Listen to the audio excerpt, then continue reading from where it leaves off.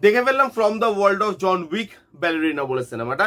কেমন লাগলো সেটা নিয়ে কথা বলবো এই ভিডিওতে। ভিডিওর শুরুতে একটা কথা প্রত্যেককে পরিষ্কারভাবে বলে দিই যে আমার মতো যাদের যাদের জন উইক খুব পছন্দের সিনেমা, খুব ভালো লাগার একটা সিনেমা এবং সেই এক্সপেকটেশনটা নিয়ে এই সিনেমাটা দেখতে যাচ্ছেন, তারা এক্সপেকটেশনটাকে বাড়িতে রেখে তারপর এই সিনেমাটা দেখতে যাবেন। কারণ এই সিনেমাটা ধেরিয়েছে, মানে এই সিনেমাটা জন উইকের ধারে কাছে অব্দি পৌঁছাতে পারেনি এবং খুব বাজেভাবে আমাকে হতাশ করেছে এই সিনেমাটা। কারণ খুব কম পজিটিভ দিক আছে, বেশিরভাগটাই নেগেটিভ দিক এবং এর গল্প খুব ছোট, মানে না বললেও কিছু নয়, তবু আমি অল্প একটু বলে দিচ্ছি, এর থেকে বেশি বললে রিভিল হয়ে যাবে, তাই অল্প একটু যদি বলি আপনাদেরকে গল্পটা। সেটা হচ্ছে একটা বাচ্চা মেয়ে যার চোখের সামনে তার বাবাকে মেরে দেওয়া হয়।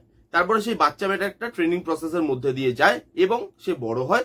বড় হওয়ার পর সে তার বাবার খুনিদের থেকে কি করে বদলা নিচ্ছে, এই নিয়েই এই গোটা সিনেমাটা।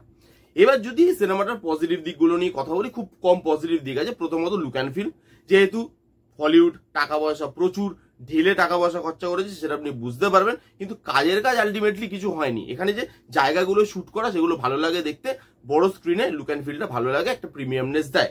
এখানে অ্যানা ডে আর্মাসের পারফরমেন্স ভালো, সে অনেক চেষ্টা করেছে অ্যাকশন দিয়ে, অ্যাটিটিউড দিয়ে, স্টাইল দিয়ে সিনেমাটাকে বার করার, কিন্তু শেষ রক্ষা হয়নি। কিন্তু তার পারফরমেন্স বেশ ভালো। যারা যারা জন উইকের ফ্যান, এখানে জন উইকের ক্যামিও আছে এবং এটা আমি রিভিল করে দিলাম না, কারণ ট্রেলারে জন উইককে দেখানো হয়েছে এবং বলাই হচ্ছে যে from the world of John Wick, তো জন উইক তো থাকবেই। তো সেখানে জন উইক আছে এবং জন উইক ক্যারেক্টারটা যাদের খুব পছন্দের আমার মতো, সেই লোকটা যেই যেই জায়গাটায় আছে সেখানে কিন্তু দেখতে ভালো লাগে সিনেমাটা। এবং এখানে এই সিনেমাতে বিজিএম এর কাজ না স্পেশালি খুব ভালো, বিশেষ করে মানে সব থেকে মানে ভালো এই সিনেমার বিজিএমটা সিনেমাটাকে অনেক জায়গায় আপলিফট করছিল এবং অ্যাকশন গুলোকে অনেক জায়গায় আপলিফট করছিল। এবার যদি আসি এই সিনেমার সব থেকে ইম্পর্টেন্ট পয়েন্টে, যে অ্যাকশনটা কেমন। অ্যাকশন মোটামুটি অ্যাভারেজ। কেন আমি এই কথা বলছি, কারণ আজকে থেকে জন উইক অনেক বছর আগের সিনেমা, সেই মানে সিনেমাতে অ্যাকশনের লেভেলটা দেখুন এবং এইখানে অ্যাকশনগুলো দেখুন। অ্যাকশনগুলো ভালো, কোরিওগ্রাফ ভালো করা হয়েছে, অ্যানা ডে আর্মাস ভালো পারফর্ম করেছে অ্যাকশনে, সেগুলো মানে সেগুলোর পেছনে যে খেটেছে সেটা আপনি বুঝতে পারবেন। কিন্তু অ্যাকশনগুলো না ওই জন উইকের লেভেলটা রিচই করতে পারে না। মনে হয় কি হলিউড পিছিয়ে গেছে অনেক বছর। জন উইক কত পুরনো এবং কত ভালো অ্যাকশন সিকোয়েন্সেস, এখানে অ্যাকশনগুলো দেখেন, অ্যাকশনগুলো ভালো লাগছে, কিন্তু দেখে জন উইকের মতো মজা দিতে পারছে না। তাই এটা পজিটিভ দিকেও না নেগেটিভ দিকেও না, ওই ঠিকঠাক একটা অ্যাকশন আপনি দেখতে পাবেন। এবার আসি নেগেটিভ দিকে, এবার পুরোটাই নেগেটিভ দিক। একটা রিভেঞ্জ স্টোরি, এটা রিভেঞ্জ স্টোরিতে কখন জিনিসটা দেখতে ভালো লাগে, বা রিভেঞ্জ স্টোরিতে যখন অ্যাকশন হচ্ছে তখন অ্যাকশনগুলো কখন ভালো লাগে, যখন তার পেছনের রিজনটা অথবা সেই রিজনটাকে দেখানোর প্রসেসটা খুব ভালো হয়, ইমোশনটা ভালো করে ফুটে আসে।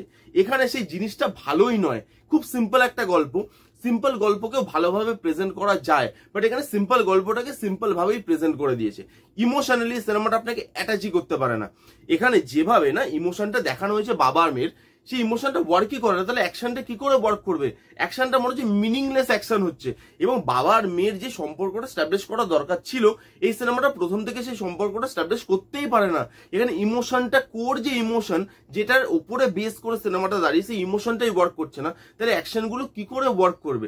অ্যাকশনগুলো দেখে গেলে অ্যাকশন লাগছে, পারফর্ম করছে, প্র্যাকটিস করেছে, পারফর্ম করছে, তার মধ্যে কোনো প্রাণ নেই, কারণ ইমোশনটাই চলে গেছে। একটা গল্প, সেই গল্পের মধ্যে আপনি ফার্স্ট হাফের পরেই বুঝতে পেরে যাচ্ছেন যে সিনেমাটা কোন দিকে এগোচ্ছে এবং লাস্টে গিয়ে কি হবে। লাস্টে গিয়ে সেরকম কোনো টুইস্ট অ্যান্ড টার্নস নেই, লাস্টে গিয়ে সেরকম কোনো হাই মোমেন্ট নেই যেগুলো দেখে আপনি বলবেন যে ভাই ক্লাইম্যাক্সটা কি বানালো, বা মানে ক্লাইম্যাক্সটা হেভি করেছে, আমার দেখে মজা লেগেছে, এই জিনিসটা আপনি বলতে পারবেন না। ইমোশন মানে মিসিং। এখানে রাইটিং ভালো হয়নি, রাইটিং খুব লুজ ভাবে লেখা হয়েছে এবং রাইটিংটা একদম ফুটিয়ে তুলতে পারেনি। তার মধ্যে এই সিনেমাটা আরেকটা যেটা প্রবলেমেটিক দিক, জন উইক এবং এই মানে এখানে যে হিরোইন, তার সঙ্গে না একটা কেমিস্ট্রি দেখানোর চেষ্টা করেছে, কিন্তু কেমিস্ট্রিটা কখন ওয়ার্ক করবে? যখন আমি কেমিস্ট্রিটা আগে থেকে স্ট্যাবলিশ করবো। এখানে দুটো না তিনটে সিনে জন উইক আছে, তার মধ্যে এত ভালোভাবে কেমিস্ট্রি দেখিয়ে দিল তারা, যে কেমিস্ট্রিটা ওয়ার্কই করছে না।